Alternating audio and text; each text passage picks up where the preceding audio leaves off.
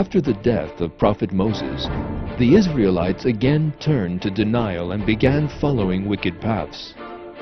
In their excess, they abandoned the religion taught them by Prophet Moses.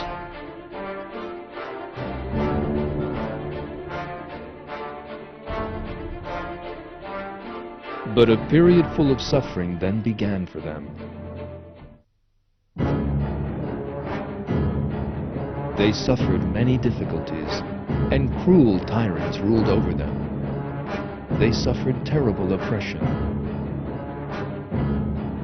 They were exiled from their homes and lands.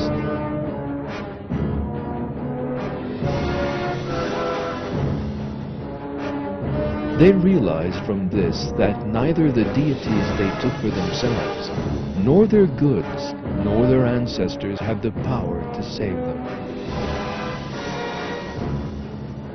As a result, they asked God for a ruler who would save them from this cruel regime. God describes their plight in the Quran.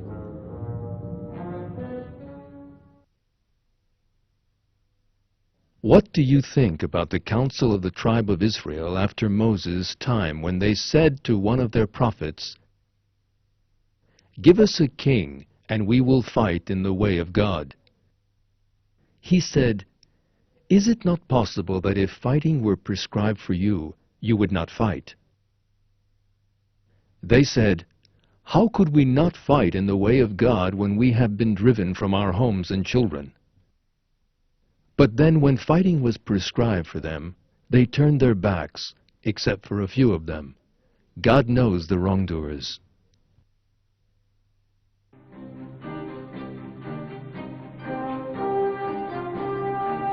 God selected Saul as king of the Israelites. But they grew arrogant and rebelled against him. They put forward many pretexts and were ungrateful in the face of God's command. Their prophet said to them, "God has appointed Saul to be your king." They said, "How can he have kingship over us when we have much more right to kingship than he does? He has not even got much wealth." He said, "God has chosen him over you and favored him greatly in knowledge and physical strength." God gives kingship to anyone he wills. God is all-encompassing, all-knowing. In the face of these objections, God sent them clear evidence that Saul was the king. By means of the presence of the Ark of the Covenant that was with him.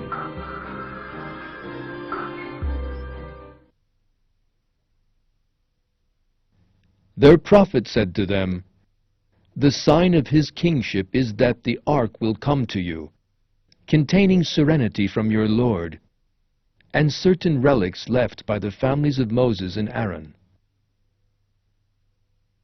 It will be borne by angels. There is a sign for you in that if you believe."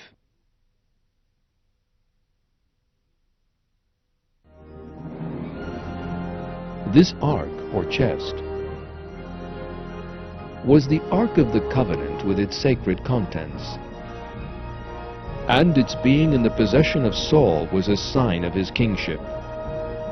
According to one generally agreed account, the chest contained such sacred objects as the staff of Prophet Moses, and the Pentateuch tablets, and the staff and the turban of Prophet Aaron. In the same way that the ark is a symbol of the kingship of Saul in the Quran, so, in Hadith, it is described as a symbol of the dominion that the Mahdi will establish on earth. Saul, whose kingship was made clear by the presence of the ark, waged war against the army of Goliath. According to historical sources, the cruel ruler Goliath captured the ark during this conflict. However, despite being few in numbers, the Israelites emerged victorious from the war. Prophet David killed Goliath during the fighting, and the ark was passed into his possession.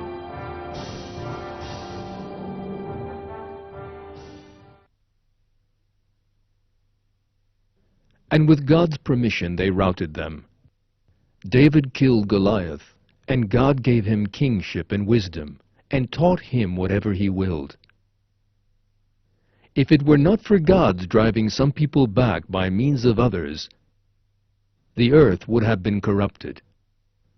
But God shows favor to all the worlds.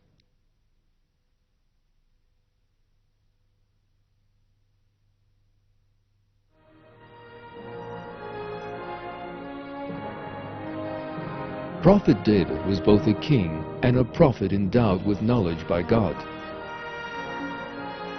During the reign of Prophet David, Jerusalem was declared capital of the United Kingdom of Israel, and the Ark of the Covenant was thus conveyed to it. Prophet David entrusted the Ark to his successor, Prophet Solomon.